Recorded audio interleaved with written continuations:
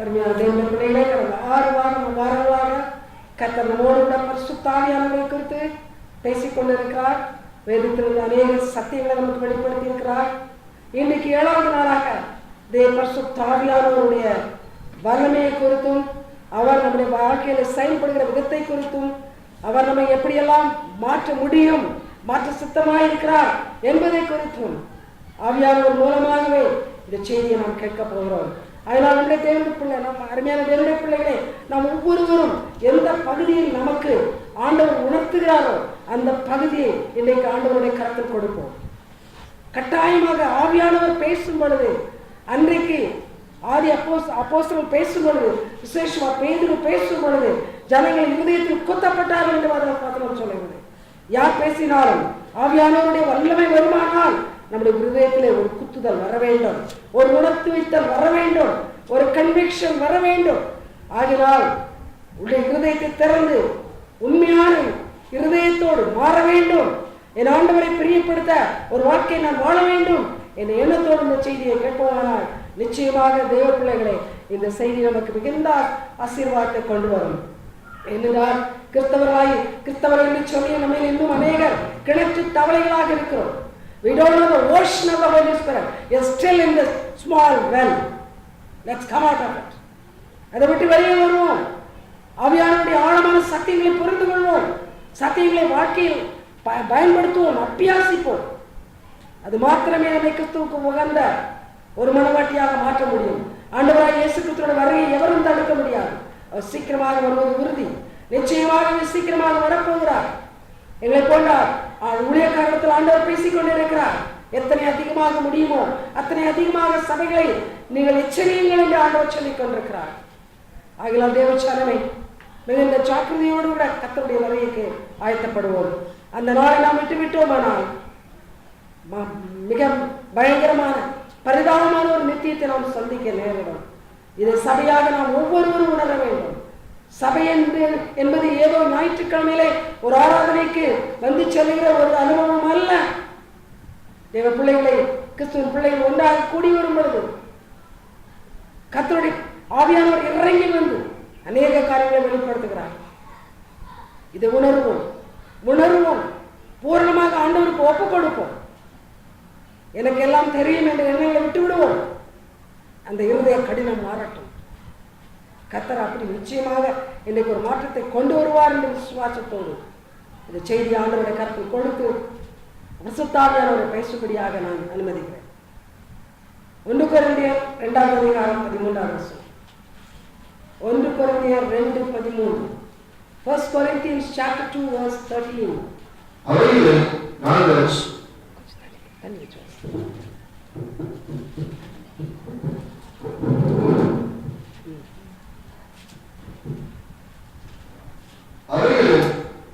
தள்ளி வாசி.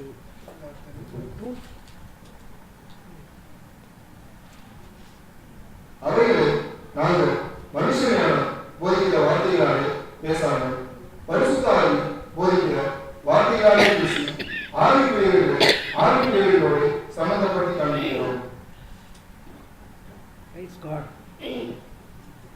மிகவும் ஆழமான ஒரு சத்தியத்தை இந்த கொரிந்து சபைக்கு பவுல் அப்போஸ்தலர் அறிவிக்கிறார்.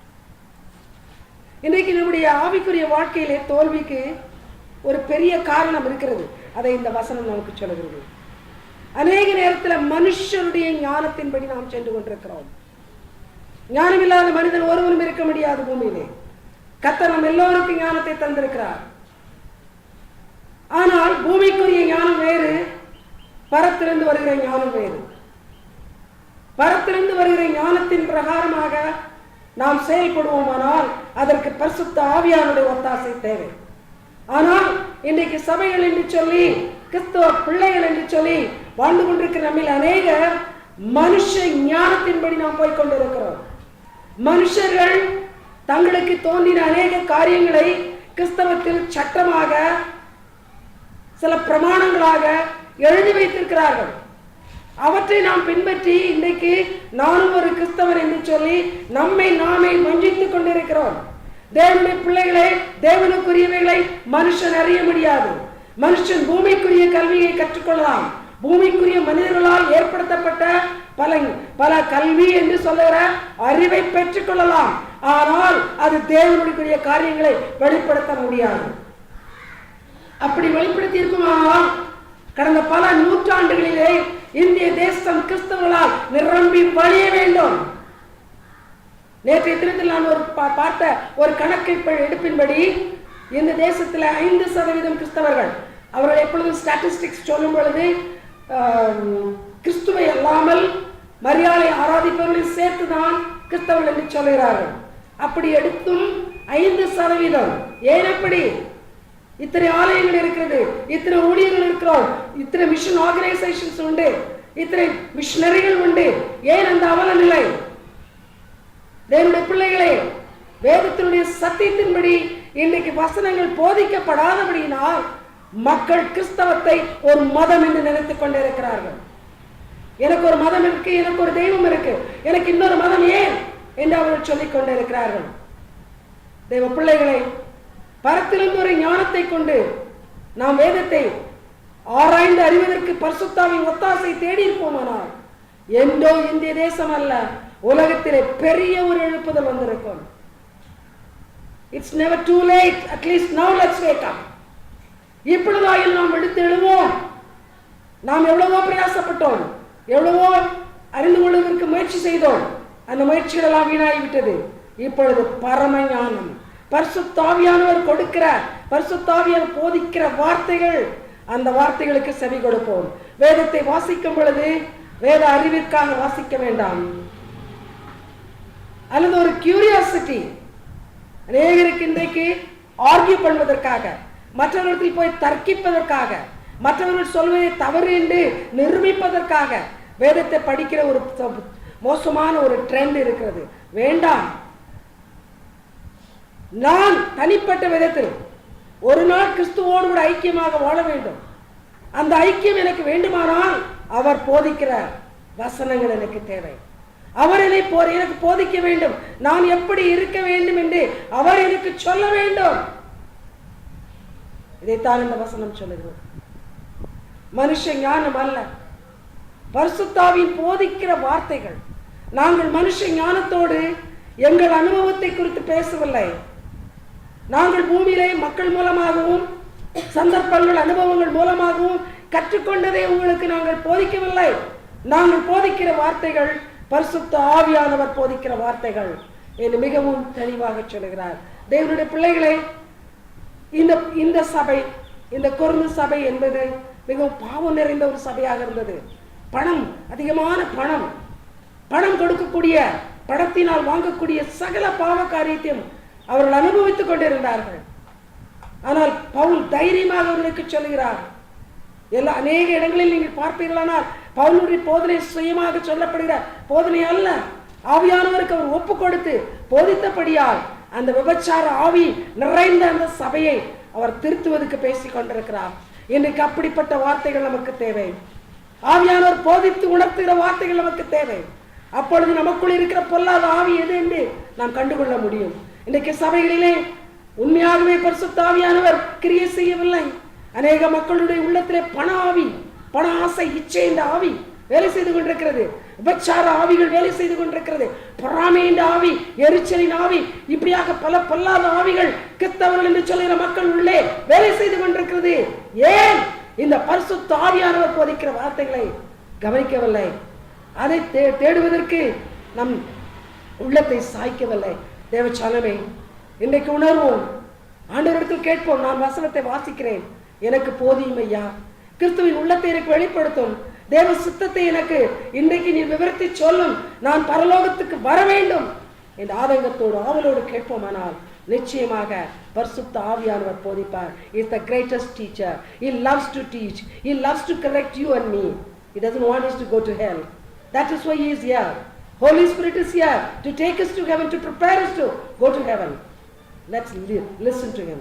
Let's ask him to teach us. அந்த காரியத்தை நாம் செய்வோமானால் நிச்சயமாகவே இயேசுவோட வருகை நமக்கு மிகவும் இனிதான ஒரு நேரமாக இருக்கும். அடுத்து 1 கொரிந்தியர் 2வது அதிகாரம் 15வது வசனம்.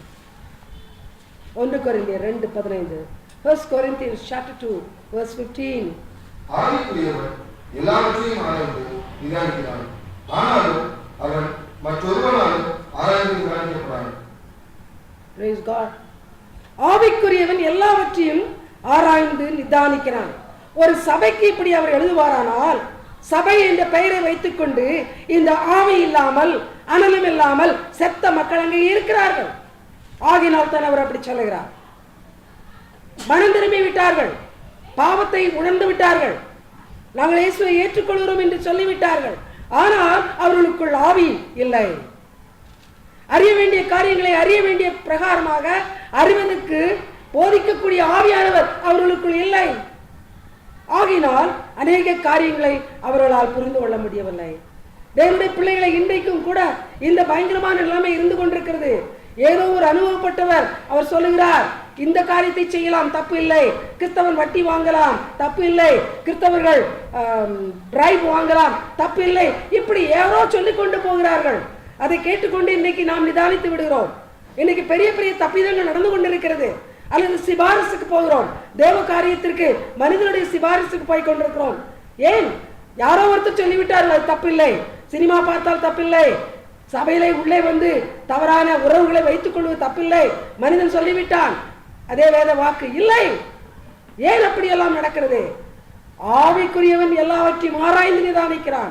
பூமிக்குரியவனோ மாம்சத்தில் வாழ்கிறவனோ மாம்சத்துக்குரிய மக்களால் நடத்தப்படுகிறான். மாம்ச இச்சை அவனை பூரணமாக ஆட்கொண்டு இருக்கிறது.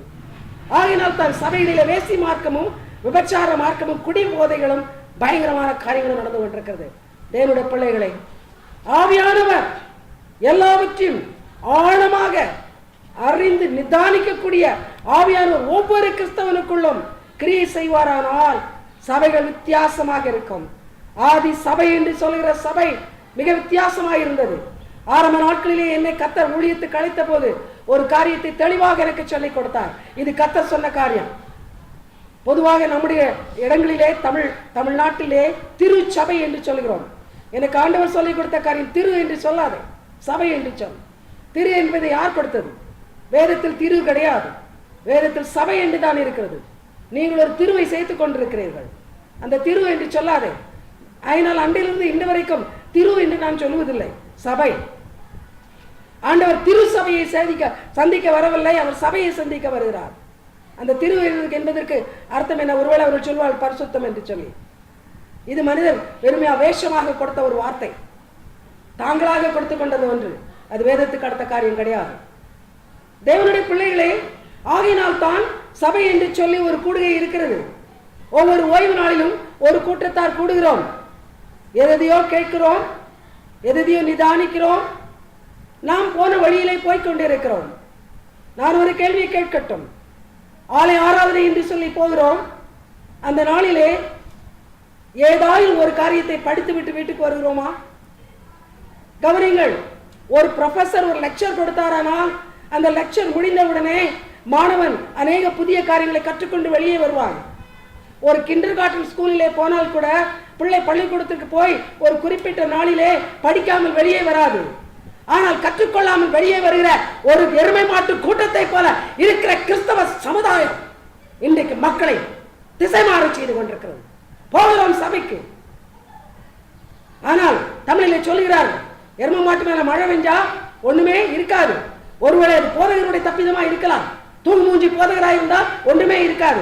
ஆனால் ஒரு நல்ல போதகராக இருந்தாலும் மக்கள் சுரணை இல்லாமல் உணர்வு இல்லாமல் இருப்பார்களானால் ஒன்றும் நடக்காது. ஆகினால் தான் இந்த அவல நிலை. சபையாக நாம் இங்கே இருப்போமானா, இந்த இடத்துல இருப்போமானா, நம்முடைய வாழ்க்கை மற்றவர்களை மாற்ற வேண்டும், நம்முடைய வார்த்தைகள் மற்றவர்களை சிந்திக்க வைக்க வேண்டும். உண்டா? இல்லை. எல்லாரை போல பேசுகிறோம், எல்லாரை போல வாழ்கிறோம், எல்லாரை போல நிதானிக்கிறோம், எதையும் செய்கிறோம். அதுக்கு ஒரு நல்ல ஒரு லேம் எக்ஸ்கியூஸ் யாரோ சொல்லிவிட்டார்கள். தேவ பிள்ளைகளை, ஆவியானவர் நமக்குள் கிரியை செய்தால் நம்மை மனிதன் நடத்த முடியாது, உலக கொள்கைகள் நம்மை நடத்த முடியாது.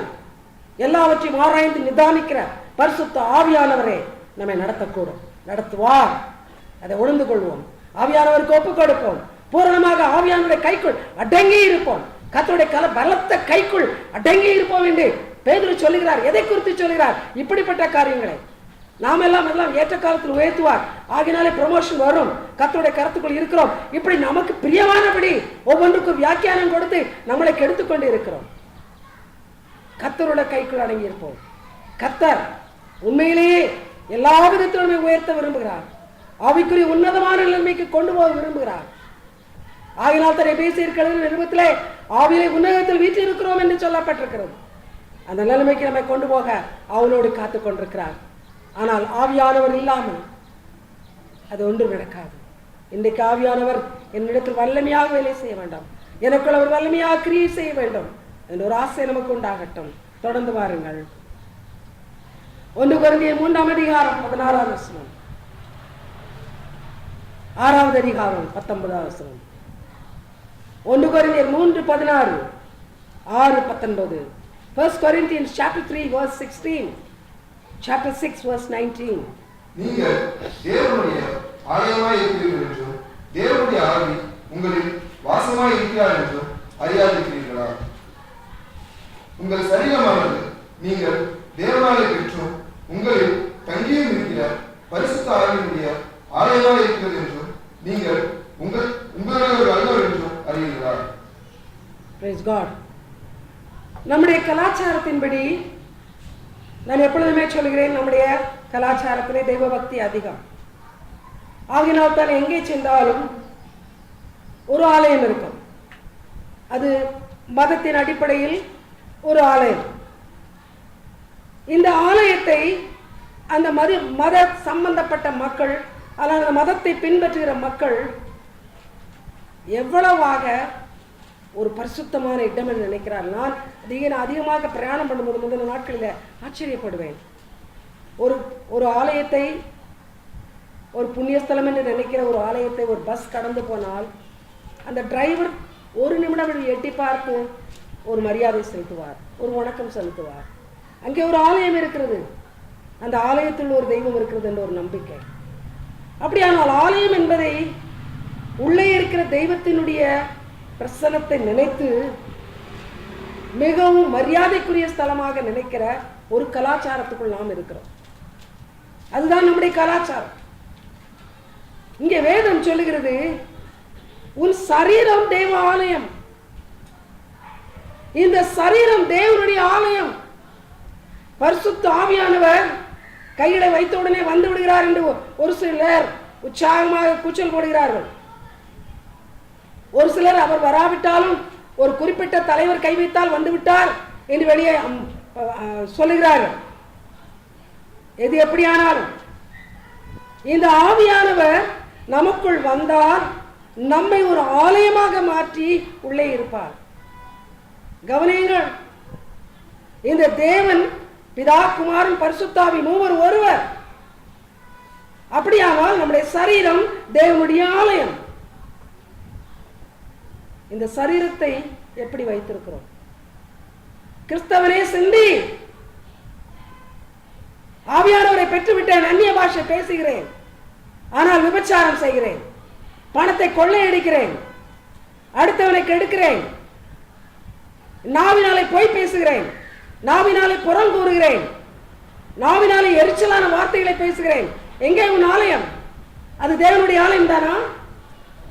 அதை கனப்படுத்துகிறாயா? எங்கே இருக்கிற மண்ணினால் செமெண்டினால் உண்டாக்கப்பட்ட ஒரு கட்டடத்தை உள்ளே தெய்வம் இருக்கிறார் என்று சொல்லி கனப்படுத்துகிறாய். ஏன் இன்றைக்கு எத்தனையோ கிறிஸ்தவன் கூட அப்படித்தான் நான் பார்த்திருக்கிறேன். ஆலயம் திறந்திருந்தால் உடனே உள்ளே போய் ஒரு முட்டி போட்டு, அங்கே ஒரு பாக்ஸ் இருக்குமானால் ஒரு காணிக்கை போட்டு அந்த ஆலயத்துக்கு ஏதோ மரியாதை செலுத்துகிறார்கள் நினைக்கிறார்கள். அப்படிப்பட்ட கிறிஸ்தவர்கள் நிறைந்த தமிழ்நாடு. ஆனால் தேவன் சொல்கிறார், உன் சரீரத்தில் நான் இருக்கிறேன்னப்பா. ஆலயத்துக்குள் இருக்கிறேனோ இல்லையோ, நீ என்றைக்கு ஒரு சுவிசேஷ ஊழியரிடத்தில் போய் தலையை நீட்டினாயோ, அந்நிய பாஷை பேச தொடங்கினாயோ, அன்றைக்கு உன்னுக்குள் வந்தேனே. ஆனால் நான் வாசம் செய்யும்படியாக அந்த ஆலயத்தை காத்துக்கொண்டாயா? இன்றைக்கு நிறைய பேருக்குள்ள பரிசுத்தாவி கிடையாது. I'm very sorry for saying all that. Holy Spirit will not dwell in a temple which is dirty, filthy. ஒருவேளை உள்ள வந்திருக்கலாம், அபிஷேகம் கிடைத்திருக்கலாம். ஆவியானவர் நம்மை பரிசுத்தமாக்குவதற்காக வருகிறார். கடந்த வாரத்தில் கூட பார்த்தோம். அழைக்கும் பொழுது அவளோடு வந்து விடுகிறார். ஆனால் அவரால் அங்கே இருக்க முடியவில்லை. ஆகினால் தான் ஆவியானவரை துக்கப்படுத்தாதிருங்கள், ஆவியை அவித்து போடாதிருங்கள் வசனங்கள் சொல்லுங்கள். அவரால் உள்ளே இருக்க முடியவில்லை. What a dirty temple this is. I cannot live here. கவனியுங்கள், எருசலேம் தேவாலயத்துக்கு சென்று ஆண்டவர் எதையோ செய்தார் என்று வேதத்தில் படிக்கிறோம். விசேஷமாக பாரம்பரிய சபைகளிலே இயேசுனுடைய சிலுவை மரணத்திற்கு முன்பாக மிகவும் அதிகமாக அதை தியானிப்பார்கள். சபைக்குள் போனார், காசுக்கார பலகை கவிழ்த்தார், புறா விற்கிறோட புறாக்களை அவிழ்த்து விட்டார், ஒன்றை மறந்து விட்டார்கள்.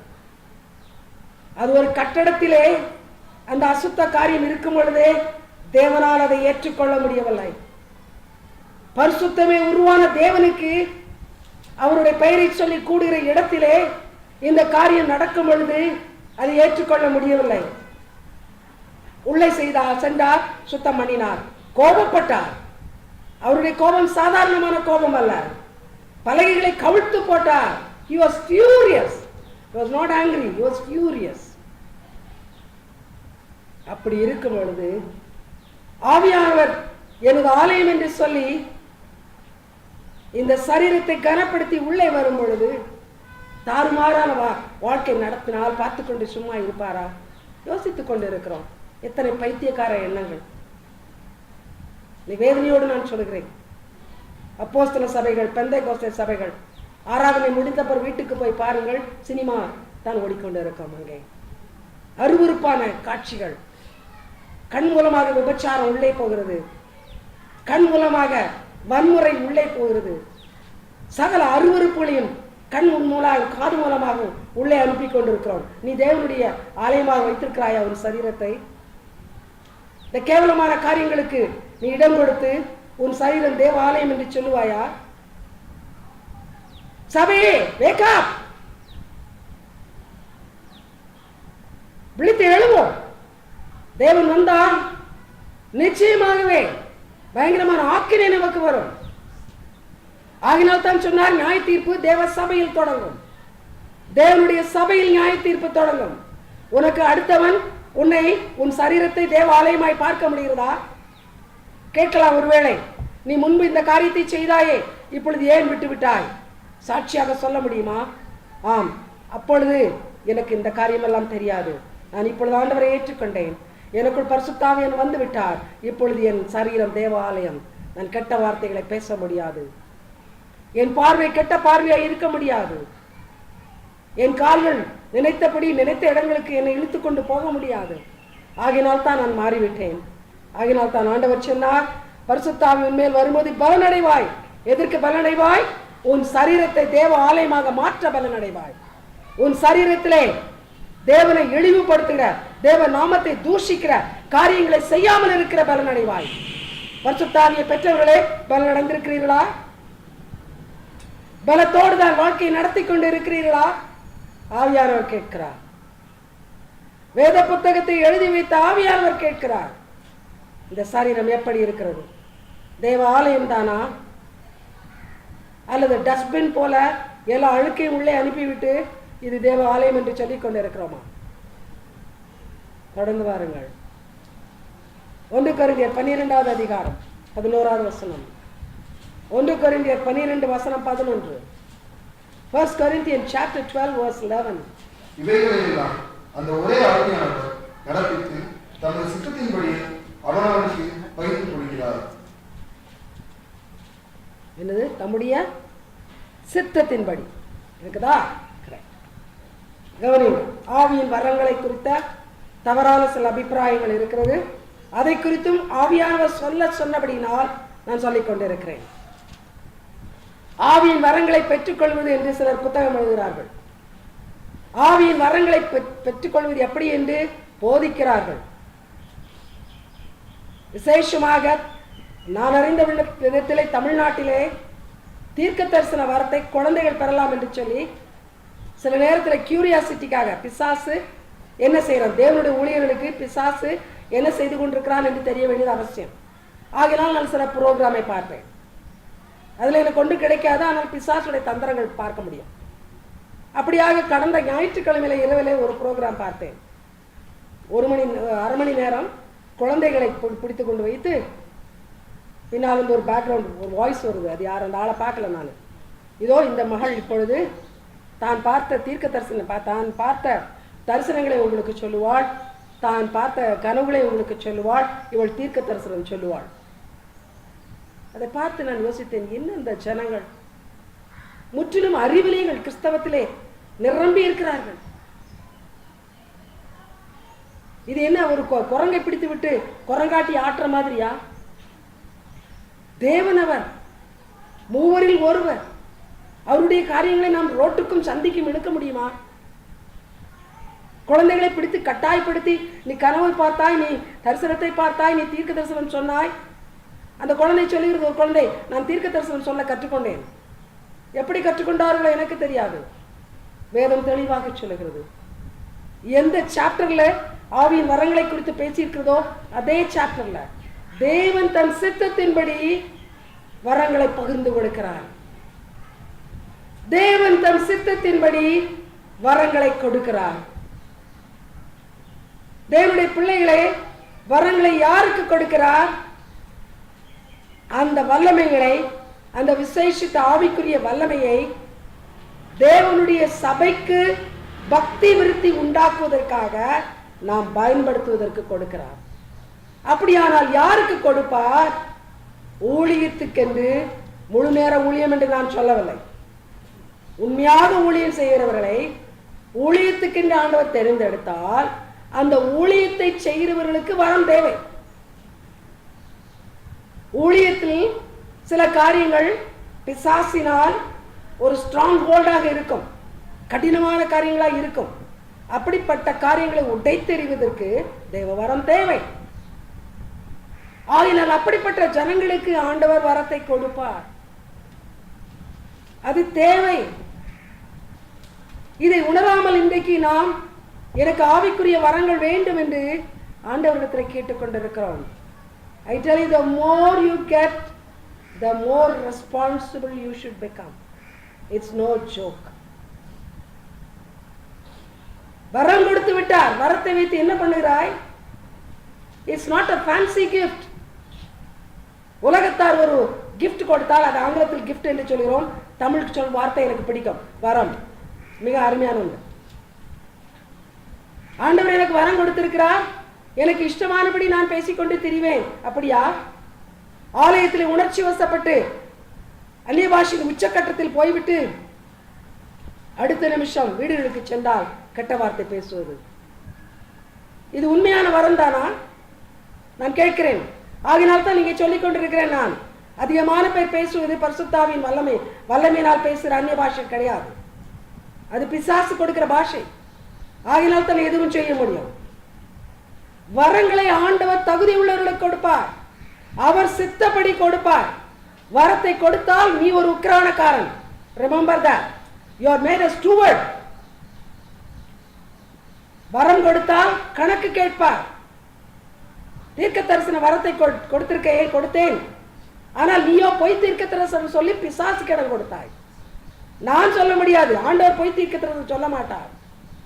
ஆனால் பிசாசுக்கு இடம் கொடுத்தபடியால் ஆவியானவர் அவிந்து போனார். இல்லை உள்ளே இப்பொழுது கிரியை செய்கிறவன் பிசாசானவன், அவன் மனதுக்கு இஷ்டமானதெல்லாம் சொல்லுவான். ஆனால் மக்கள் நினைக்கிறார்கள், ஓ இவர் ஆவியிலே வரம் பெற்றவர். போடுவார்கள், பெரிய போர்டிங் எல்லாம் போடுவார்கள். வரம் பெற்ற ஊழியர் வருகிறார், என்ன வரம் பெற்றிருக்கிறார், அந்த வரத்தை கொண்டு போய் வரத்தின் மூலமாக எத்தனை பேரை தூக்கிவிட்டார், ஒன்லி காட் நோஸ். அவருடைய பேங்க் அக்கவுண்ட் கூடிவிட்டது, அவருடைய பாக்கெட் நிரம்பி விட்டது. ஆனால் ஆத்துமாக்கள் நரகத்துக்கு போய் கொண்டிருக்கிறார்கள். தேவ ஜனமே ஜாக்கிரதையாக இருப்போம். தேவன் கொடுக்கிற ஒரு காரியமும் அற்பமாக எண்ணுவதற்கோ அற்பமாக நினைத்து பயன்படுத்துவதற்கோ அல்ல. அந்நிய பாஷை பரிசுத்த ஆவியானவர் வரும்பொழுது கொடுக்கிறார். அது அந்நிய பாஷை வரம் என்பது வேற, பரிசுத்த ஆவியானவர் நமக்குள் வரும்பொழுது கொடுக்கப்படுகிற அந்நிய பாஷை வேற. இதை நான் இங்கே சொல்லித்தர முடியாது. அது ஆவிக்குரிய காரியங்களை பற்றி சொல்லிக் கொடுக்கிற ஒரு இடத்தில் நான் சொல்லித்தரலாம். தேவனுடைய பிள்ளைகளை மிகவும் ஜாக்கிரதையாக இருப்போம், மிகவும் ஜாக்கிரதையாக இருப்போம். எனக்கு தீர்க்கதரிசன வரத்தை கொடுங்கள் ஆண்டவரே, நான் தொட்டால் ஒருவர் பொத்தில் விழ வேண்டும், நான் தொட்டால் ஒருத்தர் சுகமடைய வேண்டும். இந்த மாதிரியான பைத்தியக்காரத்தனமான கேள்விகளை கேட்காதுங்கள். பரிசுத்தாவியானவர் உங்களை பரிசுத்தமாக்கட்டும். பரிசுத்தாவியானவர் பரிசுத்த மணவாளனுக்கு உங்களை பரிசுத்த மணவாட்டியாய் மாற்றட்டும். தனக்கு சித்தமானவர்களுக்கு அவர் அதை கொடுக்கட்டும். அவர் யாருக்கு அதை கொடுக்க சித்தமோ அவர்களுக்கு கொடுப்பார். அதை குறித்து நாம் கேட்பதற்கு நமக்கு எந்த ஒரு அருகதையும் கிடையாது. அவர்களுக்கு கொடுத்தீரே, இவர்களுக்கு கொடுத்தீரே, எனக்கு ஏன் கொடுக்க மாட்டேங்கிறீர், அது நம்ம நாம் கேட்கக்கூடாது. அவருக்கு தெரியும் யாருக்கு வரம் தேவை, யாருக்கு பிசாசுகளை ஓட்டுகிற வரம் தேவை, யாருக்கு தீர்க்கதரிசன வரம் சொல்லுகிற வரம் தேவை. இந்த நாளிலே பாருங்கள், தீர்க்கதரிசி என்று சொன்னால் அது ஆண்டவருடைய ஸ்போக்ஸ் பர்சன். நான் திரும்பவும் அழுத்தமாக சொல்கிறேன். அதை நான் அதை நான் குறித்து வைக்காமல் போய்விட்டேன். 2-3 நாட்களுக்கு முன்பாக மிக தெளிவான ஒரு ரெஃபரன்ஸ் கிடைச்சது. அதை அந்த நேரம் நான் நோட் பண்ணல, மறந்துட்டேன். தீர்க்கதரிசி ஆண்டவருக்கு ஒரு வாயாக இருக்கிறவன், அவ்வளவுதான். பழைய காலத்தில் பின்னால் வரப்போற காரியங்களை ஆண்டவர் சொன்னார், தேவையாக இருந்தது, அதுக்கு தீர்க்கதரிசிகளை எடுத்தார். ஆகினால் தான் இன்றைக்கு இயேசுவோட வருகையை நாம் அறிந்து கொண்டிருக்கிறோம். அந்த தீர்க்கதரிசியின் வாயினாலே பல காரியங்களை எழுதி வைத்திருக்கிறார். உண்மை. இன்றைக்கு நமக்கு சில நேரத்தில் இந்த word of knowledge, word of wisdom அப்படி ஒன்று இருக்குது பைபிளில். அதை தீர்க்கதரிசனம் நினைச்சிடறோம். அதை தீர்க்கதரிசனம் நினைத்து கொண்டு எதையோ சொல்லிக்கொண்டு அலையிறோம். இதை கேட்க ஒரு கூட்டம். தீர்க்கதரிசன வரம் பெற்ற ஊழியர் வருகிறார் என்று சொன்னால் அன்றைக்கு 100 அல்ல, 1000 அல்ல, 1,00,000 கூட கூடும். ஏனென்றால் சொல்லுவார், நீ வெளிநாட்டுக்கு செல்வாய், உனக்கு பணம் வருகிறது. ஒரு சில தீர்க்கதரிசி சொல்லுவார், உனக்கு லாட்டரி டிக்கெட் கூட அவளும் கிடைக்கும், பணம் கிடைக்கும் என்று சொல்லுவார். அப்படி அல்ல. தேவனுடைய பிள்ளைகளே, தவறாக புரிந்து கொள்ளாதீர்கள், வரத்தை தவறாக புரியாதுங்கள். வரம், தீர்க்கதரிசன வரம் கொடுத்தால் ஆண்டவர் உங்கள் மூலமாக சபையை திருத்த விரும்புகிறார். அதனால தான் pastor should be a prophet. அப்படியானால் சபை திருந்தும். தேவ வார்த்தைகளை பெற்று உடனே சபைக்கு கொடுக்க முடியும். மோசே கொடுத்தது போல ஆண்டவரிடத்தில் கேட்டான், சபைக்கு கொடுத்தான். அப்படி செய்ய முடியும். It's a very honorable gift. அதை தவறாக புரிந்து தவறாக பயன்படுத்த நினைப்போமானால் அந்த இடத்தில் ஆவியானவர் இருக்க மாட்டார், சாத்தானுடைய ஆவி இருக்கும்.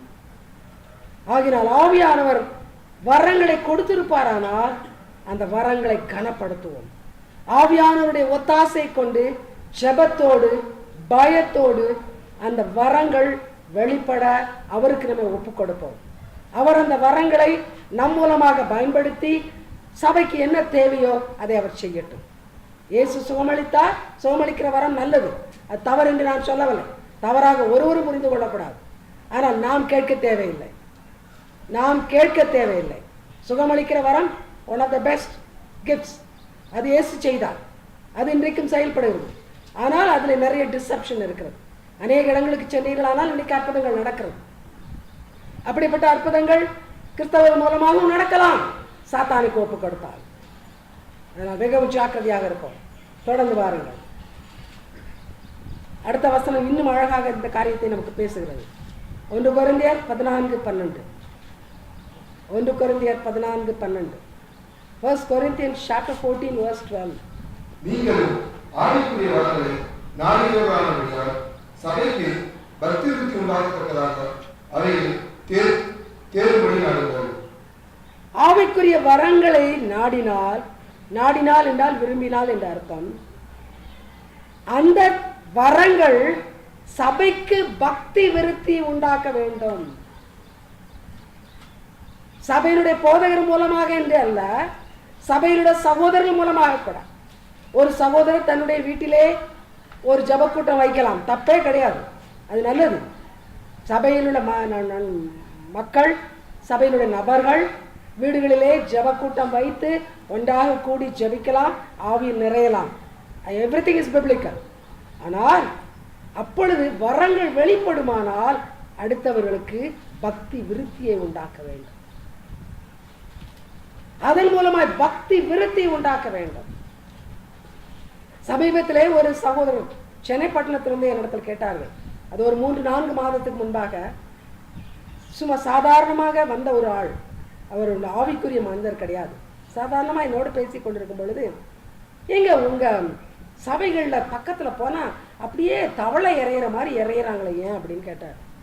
சென்னையில் ஒரு சபை இருக்குது, நாங்கள் அந்த சபை பக்கத்தில் ஞாயிற்றுக்கிழமை போகவே முடியல, அப்படியோ ஒரு கூச்சல் போடுறாங்களே.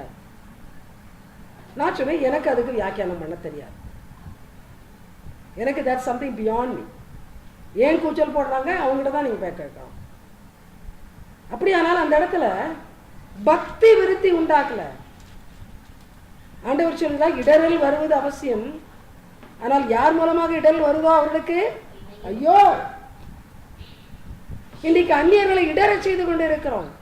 கூச்சல் கேட்கிறது, ஒரு பெரிய இறைச்சல் கேட்கிறது. ஆனால் அங்கே வெளியே வரும் பொழுது நடையிலையோ உடையிலையோ ஒன்றுமே இல்லை. எவ்வளவு மோசமான ஒரு காரியம். 2-3 வாரங்களுக்கு முன்பாக இங்கே உள்ள ஒரு சபை மெம்பரோடு கூட இன்னொருத்தர் பெங்களூர்லேருந்து வந்தார்கள். அவர்களும் ஒரு கூத்து சொன்னார்கள். எனக்கு இதெல்லாம் கேட்கும்போது ஏன் நம்ம சபை இவ்வளவு அவலமாக இருக்கிறது என்று யோசித்தேன். அவர் சொன்னார்கள், ஒரு சபையிலே, குறிப்பிட்ட சபையிலே நகை போட்டுக்கொண்டு போவார்களாம். சபை வாசலுக்கு வந்தவுடனே நகையை கழட்டி பைக்குள்ளே வைத்துவிட்டு நகை இல்லாமல் உள்ளே போவார்களாம். தேவனுடைய பிள்ளைகளை நீங்கள் சொல்லுங்கள், நீங்களே கணித்துக் கொள்ளுங்கள், நாம் எங்கே சென்று கொண்டிருக்கிறோம், நாம் எங்கே போய்கொண்டு இருக்கிறோம். ஆகினால் தான் வேதம் சொல்லுது, பக்தி விருத்தி உண்டாக வேண்டும். இன்றைக்கு நாம் இதை உணர வேண்டும். ஒவ்வொரு கிறிஸ்தவனும் you must be a live wire. ஆவியானவர் நிறைவாக காணப்பட வேண்டும். சாத்தானுடைய மக்கள் கான்டாக்ட்ல வந்தாங்கன்னா அவங்களுக்கு ஷாக் அடிக்க வேண்டும். நம் மூலமாக பக்தி விருத்தி, நம் வீட்டிலே இருக்கிற ஜெபம், நம் வீட்டிலே காணப்படுகிற ஆராதனைகள், நம் வீட்டில் இருக்கிற பக்தி பரிசுத்தம் மற்றவர்களை தொட வேண்டும். மற்றவர்கள் தங்களுடைய குறைந்த பக்தியிலே விருத்தி அடைய வேண்டும். அதை நன்றாக புரிந்து கொள்வோம். விருத்தி அடைய வேண்டும். அவர்களுக்கு கொஞ்சம் தான் பக்தி இருந்திருக்கலாம், ஆனால் அவர்கள் சொல்ல வேண்டும், இந்த குறிப்பிட்ட நபரோடு நான் பழகினேன், நிறைய காரியங்களை தெரிந்து கொண்டேன். உண்மையாக ஆண்டவரை நேசிப்பது எப்படி, அந்த பாசத்தையும் நேசத்தையும் வாழ்க்கையில் காட்டுவது எப்படி நான் தெரிந்து கொண்டேன். அது பக்தி விருத்தி. என்னுடைய பிள்ளைகளை, கர்த்தர் இன்றைக்கு நம்மிடத்தில் இதைத்தான் எதிர்பார்க்கிறார். வரங்கள் நம்மில் கிரியை செய்யட்டும். ஒருவேளை தீர்க்க தரிசன வரமாக இருந்தால் ஆண்டவருடைய வார்த்தைகள் நம் மூலமாக வெளிப்படட்டும். அது அவருடைய ஆவிக்குரிய வாழ்க்கையை கட்டி எழுப்புகிற வார்த்தையாக இருக்கட்டும். குறி சொல்லுகிற வார்த்தைகள் வேண்டாம். குறி சொல்வதற்கு ஏராளம் வெளியே உண்டு. ஏராளமான ஆட்கள் குறி சொல்ல வெளியே இருக்கிறார்கள். நமக்கு அந்த வரம் வேண்டாம். அப்படி வரம் என்று நினைத்து செயல்பட வேண்டாம். சபைக்கு பக்தி விருத்தி உண்டாகட்டும். அன்போடு சொல்லுவோம், சகோதரா, ஆண்டவர் உன்னை பற்றி ஒரு காரியம் எனக்கு சொன்னார், நீ இந்த பாவத்தில் இருக்கிறதாக ஆண்டவர் எனக்கு வெளிப்படுத்தினார். நான் அன்போடு சொல்லுகிறேன், அப்படி ஒரு பாவம் என்னில் இருக்குமானால் அதை விட்டுவிடு, கர்த்தர் எனக்கு வெளிப்படுத்தினார். சொல்லுவோம், தப்பில்லை. இன்னொரு சகோதரன் கீழே விழுவது, அதை பார்த்து கொண்டு இருப்பது தவறு. அந்த சகோதரனுக்கு சொல்லலாம், அது உண்மையிலேயே ஆண்டவர் வெளிப்படுத்தின காரியமாக இருக்குமானால், அப்படியானால் அவன் எச்சரிக்கப்படுவான், அவனுடைய பக்தி விருத்தி உண்டாகும். இதுதான் இன்றைக்கு ஆண்டவர் நம்மிடத்தில் எதிர்பார்க்கிற காரியம். அப்போஸ்தலர் நடபடியிலே அந்த ஊழியக்காரர் எப்படியெல்லாம் நடந்து கொண்டார்கள் பாருங்கள். நம்முடைய ஊழியர்களை பார்க்காதிருங்கள், நம்முடைய பாஸ்டர்களை பார்க்காதிருங்கள், நம்முடைய இவாஞ்சலிஸ்டை பார்க்காதிருங்கள். அவர்களை பார்த்து இன்றைக்கு குட்டி குட்டி பாஸ்டர்கள் எல்லாம் சூட்டு போட்டு கொண்டு போகிறார்கள். நன்றாக கற்றிருக்கிறார்கள். சில இடங்களிலே சூட்டு போட்டால்தான் பிரசங்கிக்க முடியும் என்று பாஸ்டர்கள் கற்றுக்கொண்டிருக்கிறார்கள். யார் அவர்கள் கற்றுக் கொடுத்தது? பெரிய பெரிய பாஸ்டர்ஸ், பெரிய பெரிய இவாஞ்சலிஸ்ட். நமக்கு வேண்டாம். இயேசுவை பார்த்து கற்றுக்கொள்வோம். அவரால் தெரிந்து கொள்ளப்பட்ட அப்போஸ்தலரா, அவரால் பயிற்றுவிக்கப்பட்ட, அவரோடு வாழ்ந்த, இயேசுடைய நடைமுறைகளை பார்த்து, அவர் நடக்கிற விதத்தை பார்த்து தங்களை பயிற்றுவித்துக் கொண்டார். அந்த அப்போஸ்தலர்கள் அவர்களுடைய நடவடிக்கைகளை படிப்போம், அவர்களுடைய நிறுவனங்களை படிப்போம். அதன் மூலமாக சபை எப்படி இருந்தது, அன்றுள்ள சபை எப்படி இருந்தது, முதல் நூற்றாண்டின் சபை எப்படி இருந்தது, அதை தெரிந்து கொள்வோம்.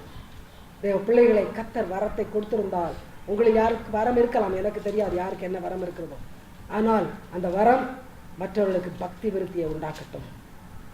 தொடர்ந்து வாருங்கள். 1 கொரிந்தியர் 14வது அதிகாரம் 40வது வசனம். 1 கொரிந்தியர் 14:40. 1 Corinthians chapter 14 verse 40. சகலமும் நல்லொழுக்கமாயும் கிரமமாயும் செய்யப்படக்கடவது. சகலமும் நல் ஒழுக்கமாகவும் கிரமமாகவும் செய்யப்பட கடவுள். கிறிஸ்தவ சபைக்கு ஒரு பெரிய போதனை இந்த வசனத்தில் இருக்கிறது.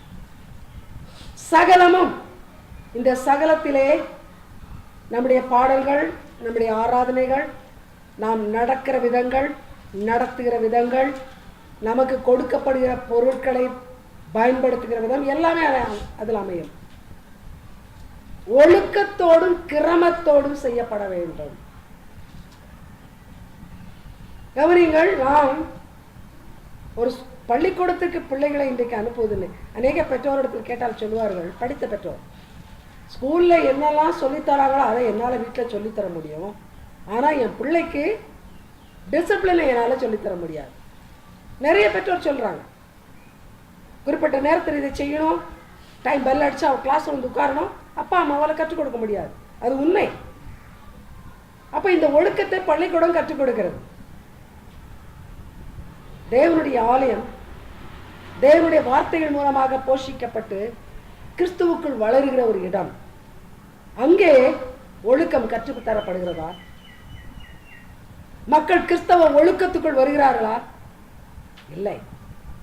ஏன் நான் எல்லாவற்றிலும் போதகரை குற்றப்படுத்துகிறேன் என்று சொல்லாதிருங்கள். அப்படி சொன்னால் இந்த சபையும் அப்படித்தான் இருக்கிறது. இங்கே கேளுங்கள், எத்தனை பேர் காலையில் எழுந்து ஜெபித்தார்கள் என்று. ஒரு சிலர் ஜெபித்திருப்பார்கள், மற்றவர்கள் வீட்டிலே குடும்ப ஜெபம் கிடையாது. குடும்பமாக நன்றாக சாப்பிடுவார்கள், ஊர் சுற்றுவார்கள், ஆனால் ஜெபிக்க மாட்டார்கள். இந்த சபையில் அப்படி இருக்கிறாங்க. ஹஸ்பண்ட் தனியாக ஜெபிக்கிட்டு ஒய்ஃப் தனியாக ஜெபிப்பாங்க, பிள்ளைங்க தனியாக, அம்மா தனியாக. அங்கெல்லாம் ஜெபத்திலலாம் ஒழுக்கம் கிடையாது, வேத வாசிப்பில் ஒழுக்கம் கிடையாது, ஆவிக்குரிய வாழ்க்கையில் நடத்தையிலே ஒழுக்கம் கிடையாது. ஏதோ ஆலயத்துக்கு ஞாயிற்றுக்கிழமையில் ஒழுங்காக வந்து விடுவார்கள், அருமையாக வருவார்கள், வீட்டிலே எல்லாம் அலங்கோலம், அவல நிலை. ஆகினால் தான் பவுல் சொன்னார், நீ ஆலயத்திலே போய் ஆராதிக்கிற காரியமாக இருக்கட்டும், வீட்டிலே ஆவிக்குரிய ஒழுங்கை காட்டுகிற விதமாக இருக்கட்டும், எல்லாவற்றிலும் ஒரு கிரமம் இருக்கட்டும். Let there be an order, perfect order. தேவனுடைய பிள்ளைகளை நாம் நம்மையே யோசித்து பார்ப்போம். Are you a disciplined Christian? When it comes to singing, worshiping, reading the word, praying, having fellowship with saints of God, are you disciplined? Is that discipline in the church where you go attend service? இல்லை. இன்னைக்கு எல்லாமே பயங்கரமான நிலையில் இருக்கிறது. மிக மிக மோசமான ஒழுக்கக்கேடு, மிக மோசமான ஒரு ஒழுக்கக்கேடு. நாம் கூசாமல் பேசுவோம். இன்றைக்கு ஒரு கடைக்காரன் 10 ரூபாய்க்கு 15 ரூபாய் வாங்கிவிட்டால் அந்த கடைக்காரனத்தில் ஒரு சண்டை போட்டு கூச்சல் போட்டு வருவோம். ஆனால் பணத்துக்கு கணக்கே கொடுக்காத நம்முடைய போதகருக்கு அள்ளி தருவோம். ஆலயங்களிலே போய் ஏராளமாக கொடுப்போம். அவர் கணக்கு கொடுக்கிறார்களா? இல்லை. அது சில பேர் என்ன வியாக்கியானம் சொல்லுவார்கள், அது அவர் பாடு, கொடுக்கிறது ஏம்பாடு, கணக்கு கொடுக்கிறது அவர் பாடு. யார் சொன்னது அப்படி? பைபிளை படிங்க, யாரோ சொல்றதை கேட்காதீங்க. உங்கள் போதகர் எப்படி பணத்தை அவர் எப்படி கையாடுகிறார்? கொடுக்கப்பட்ட பணத்துக்கு அவர் நல்ல சரியான உக்கரான காரணம் தானா? கணக்கு கொடுக்க முடியுமா அவரால்? பழைய ஏற்பாட்டில் சொல்லியிருக்கிறது, அவர்களிடத்தில் கணக்கு கேட்க வேண்டாம். அவர்கள் அழகாக ஆலயத்தை பழுது பார்த்தார்கள், அதற்கு பணம் கொடுக்கப்பட்டது, கணக்கு கேட்க வேண்டாம். எவ்வளவு அழகாக சொல்லப்பட்டது. இன்னைக்கு ஆண்டவர் இறங்கி இந்த நபரிடத்தில் பணம் கொடுத்தால் கணக்கு கேட்க வேண்டாம் என்று சொல்லுவாரா? ஒழுக்கக்கேடு, பண விஷயத்தில் ஒழுக்கக்கேடு, ஒழுக்கம் கிடையாது, உண்மை கிடையாது. தேவ பிள்ளைகளை, பரிதாபமான நிலைமை. நாம் ஒழுக்கத்தில் இருக்க வேண்டும். கிறிஸ்தவத்தில் ஒழுக்கம் தேவை. நம்முடைய பிள்ளைகளும் கூட வீட்டிலே கிறிஸ்தவ பெற்றோர் எத்தனையோ பேர் பிள்ளைகளுக்கு ஆவிக்குரிய ஒழுக்கத்தை கற்றுக் கொடுத்ததே கிடையாது. என் பிள்ளை உலகத்தில் மற்றவனை போல இருக்கணும். So dress like others, walk like others, talk like others, have a cell phone like others and go around doing something with a cell phone. Oh, that's enough for me. And you are bringing up a Christian child. That's so you think. God doesn't think that way. ஆண்டவர் அப்படி நினைக்கவில்லை. உன்னுடைய பிள்ளையை கிறிஸ்தவ ஒழுக்கத்திலே காலை எழுந்தவுடனே மகனே மகளை JP. நீ ஜெபிக்காவிட்டால் உனக்கு காஃபி கிடையாது. நீ வேதம் வாசி. அதற்கு பிற்பாடு நீ மற்றதை செய்யலாம். வாசித்ததில் என்னத்தை வாசித்தா எனக்கு சொல்லு. அபியாசப்படுத்துகிறோமா? we give the best in this world. கடன் வாங்கி பாருங்கள். இப்போ கிறிஸ்துமஸ் வரப்போகுது. எத்தனை கிறிஸ்தவ குடும்பங்கள்ல தலைக்கு மேலே கடன் ஏறும் தெரியுமா? இது எப்படி வாங்குனீங்க? இவ்வளோ எக்ஸ்பென்சிவ் ட்ரெஸ், கொஞ்சம் கடன் வாங்கணும். அல்லது நம்முடைய வேலை பார்க்குற இடத்துல 1 month சேலரியை கடனாக கொடுப்பாங்க, அல்ல அட்வான்ஸாக கொடுப்பாங்க, அதை பிடிச்சிக்குவாங்க. அதனால வாங்கிட்டோம். இதெல்லாம் வாங்கிடுவோம். இதெல்லாம் பர்ஃபெக்ட். பக்கத்து வீட்டு பிள்ளையை போல என் பிள்ளையும் இருக்குது. ஆனால் பரலோகத்தில் இருக்கிற பிள்ளையை போல உன் பிள்ளை இருக்குதா? Are you concerned? Are you concerned and bothered?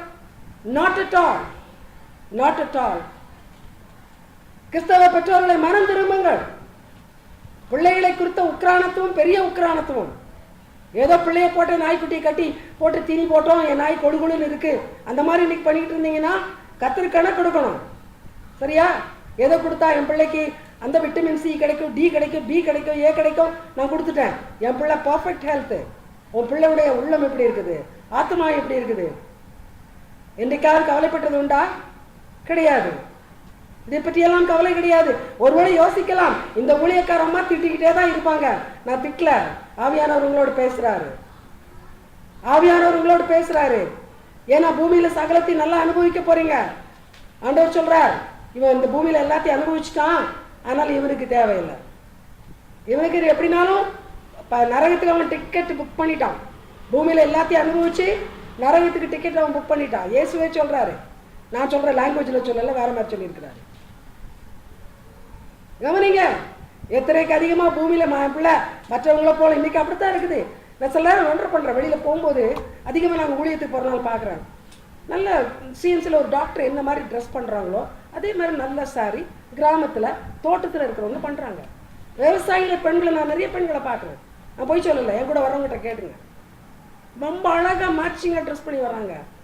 இன்னைக்கு எல்லாரும் அப்படித்தான் பண்றாங்க. பணம் கிடைச்சிச்சுன்னா நீ என்ன நான் என்ன, ஒன்ன போல நான் ட்ரெஸ் பண்ணுவேன்.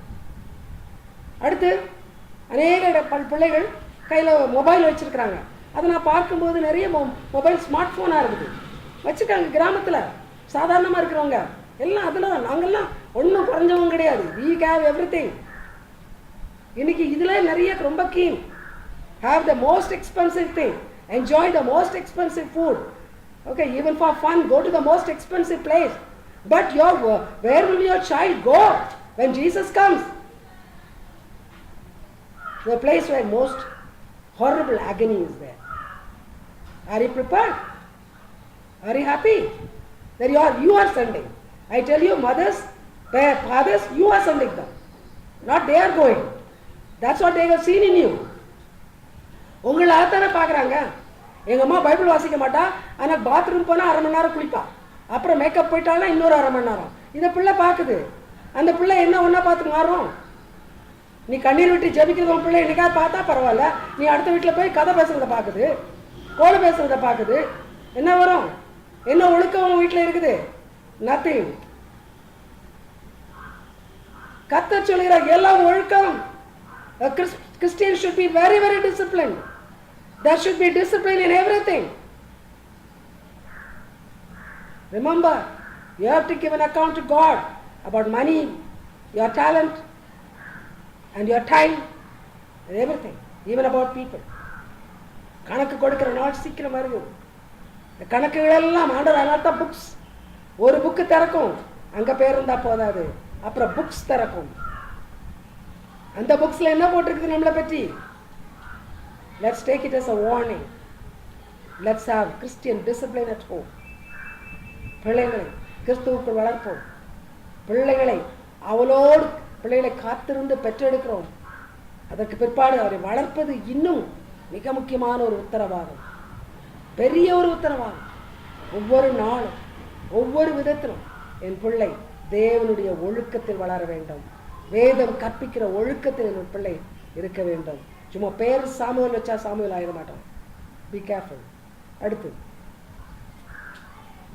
2 கொரிந்தியர் 3வது அதிகாரம் 17வது வசனம். 2 கொரிந்தியர் 3:17. 2 Corinthians chapter 3 verse 17. கர்த்தரே ஆவியானவர். கர்த்தருடைய ஆவி எங்கேயோ அங்கே விடுதலை உண்டு. Praise God. சில பேருக்கு கோபம் வரும். நான் பேச போகிறது ஆவியானவர் என் மூலமாக பேச போகிறது. நான் ஒன்றும் செய்ய முடியும். நான் அவர் சொன்னதை சொல்லித்தான். இன்னைக்கு நிறைய பேருக்கு கிறிஸ்தவ வாழ்க்கையில் அநேக பாவங்களிலிருந்து விடுதலை கிடையாது. அநேக பழக்கத்திலிருந்து விடுதலை கிடையாது. வேதம் சொல்லுகிறது கர்த்தருடைய ஆவியானவர் எங்கேயோ அங்கே விடுதலை உண்டு. வாயை திறந்தா ஒரு கண்ட்ரோல் இல்லாமல் பேசுவது, என்ன வார்த்தை பேசுகிறோம் என்று கூட உணராமல் பேசுவது. There is no freedom there. We are not set free. கர்த்தருடைய ஆவியானவர் இருந்தால் அது நடக்கும். சின்ன சின்ன காரியத்துக்கு இங்க இருக்கிற அருமையான மனைவிமாருக்கு நான் சொல்றேன், கணவன் ஒரு சிறு தப்பு பண்ணா போதும், ஐயோ குடுமியை பிடி, ஜெபி போய் குடுமியை பிடிக்காத, ப்ரே ஃபார் யுவர் ஹஸ்பண்ட். போன வாரம் ஒரு அம்மா எங்கள் வீட்டுக்கு வந்துட்டாங்க தப்பி தவறி, கர்த்தாவே எனக்கு ரொம்ப கஷ்டமாக போச்சு. வந்து போனவர் உட்காந்து போகிற வரைக்கும் அவங்க ஹஸ்பண்டை தான் அவங்க திட்டினாங்க. அப்படி செய்கிறான் ஐயோ கர்த்தாவே. கிறிஸ்தவங்க ஆவிக்குரிய சபைக்கு போகிறவங்க அதான் அவலம். என்னுடைய பிள்ளைகளை இதெல்லாம் ஆண்டவர் வெறுக்கிற காரியம். நான் தைரியமாக பேசுகிறேன். நான் என் ஹஸ்பண்டை பற்றி எங்கேயுமே இது வரைக்கும் நான் I have never misrepresented. I never go tell anybody, he is doing this, he is doing that. No, I know. If there is something, I should pray. நாம அப்படி இல்லை, தம்பட்டம் அடிச்சு அவரை அப்படி பண்றாரு இப்படி பண்றாரு ஊரெல்லாம் சொல்லி நம்ம வீட்டுக்குள்ள நடக்கிறதெல்லாம் இன்னைக்கு அநேகர் வீட்டுக்குள்ள நடக்கிறதெல்லாம் வெளியில தெரியும். ஏன் போய் எல்லா இடமும் சொல்ல வேண்டியது? Pray for your husband, and you husbands, you pray for your wives. Don't go around talking to people about them. ஆண்டவர் அதை விரும்புவதில்லை. இது பாருங்க, ஆவி வேணும். கர்த்தருடைய ஆவியானவர் நமக்குள்ள இருந்தா எல்லா காரியத்திலையும் விடுதலை வேணும். எல்லா காரியத்திலையும் நம்முடைய எண்ணங்கள் ஒரு கண்ட்ரோல்ல இருக்கணும். வார்த்தைகள் செயல்கள் கண்ட்ரோல்ல இருக்கணும். சில பேர் பணம் செலவு பண்றதை பார்த்தா ஐயோ இவங்க கிறிஸ்தவங்க தானா? லாவிஷா தூக்கி எறியும்போது இந்திய தேசத்திலையும் உலகம் முழுவதிலும் ஒரு நேரம் உணவில்லாத ஜனங்களை எண்ணி பார்த்துக்கோங்க. தயவு செய்து எண்ணி பாருங்க. நீங்க ஒரு 1000 ரூபாய் 5 நிமிஷத்துல செலவு பண்ணும்போது அந்த 1000 ரூபாய் இருந்தா 5 நாள் இல்லை 5 வாரம் கூட செலவு பண்ண முடியும் நினைக்கிற எத்தனை கோடி ஜனங்கள் நினைச்சு பாருங்க. உங்களுக்கு விடுதலை இல்லை. தாறுமாறாக செலவு பண்ணுகிறோம். நம்ம ஆவியில விடுதலை இல்லை. இல்லை, அளவுக்கு மீறி அந்தஸ்தை தேடுகிறோம். ஆவியில விடுதலை இல்லை. தேவனுடைய பிள்ளைகளை கர்த்தர் பேசிக் கொண்டிருக்கிறார். ஆவியில விடுதலை இருக்குமானால் நம்முடைய ஒவ்வொரு காரியத்திலும் ஒரு விடுதலை காணப்படும். மற்றவர்கள் பார்க்கும் பொழுது this person is led by the Holy Spirit.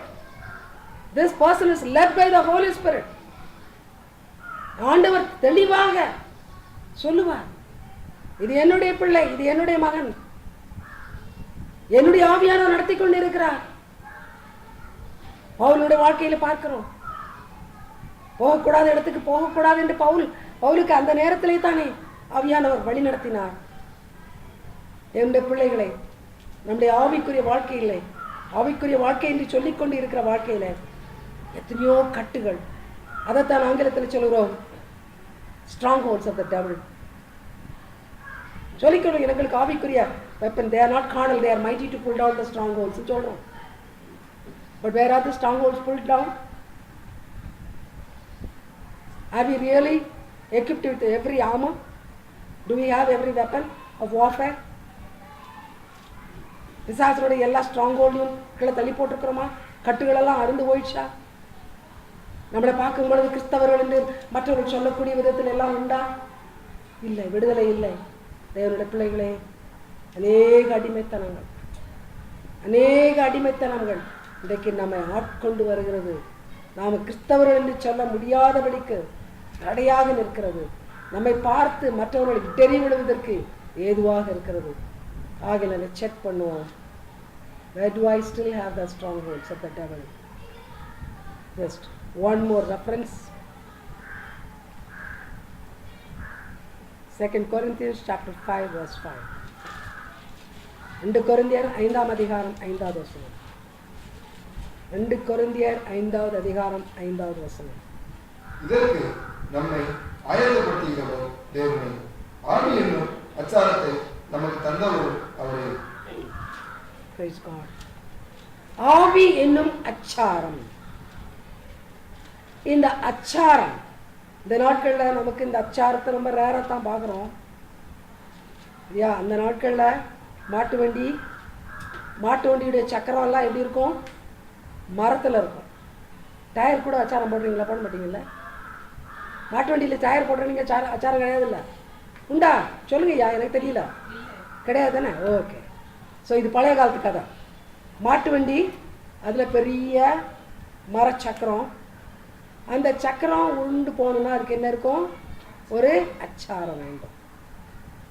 அது ஒடிஞ்சா வண்டி என்ன செய்யும்? பொத்துன்னு விழும்.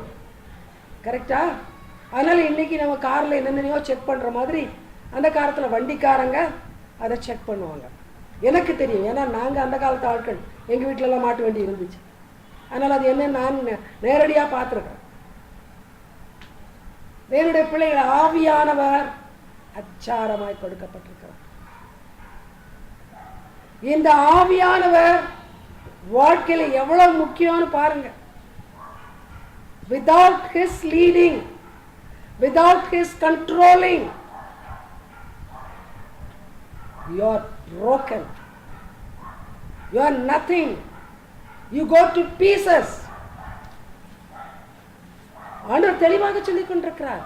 இந்த ஆவியானவர் அத்தனையாக அச்சாரமாக இருந்து ஒவ்வொரு விதத்திலும் நம்மை நடத்தினால் மாத்திரம்தான் ஆவிக்குரிய கிறிஸ்தவ வாழ்க்கை ஸ்மூத்தாக ஓடும், சரியாக ஓடும், தங்குதடை இல்லாமல் ஓடும்.